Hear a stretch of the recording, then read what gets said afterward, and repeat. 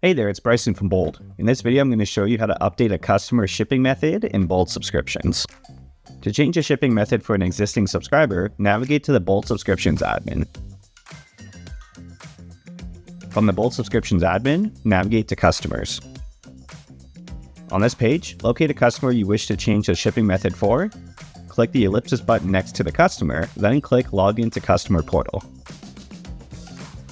On this page, click the Address and Shipping Information section to expand it and click Edit next to Shipping Method. Click the first dropdown under Delivery and choose the delivery method.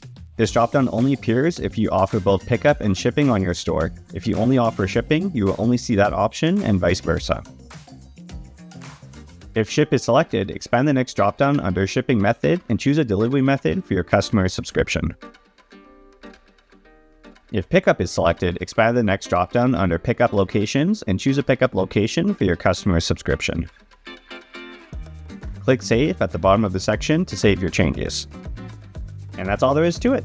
For more information on Bold subscriptions, please visit our help center at support.boldcommerce.com. Thanks for watching.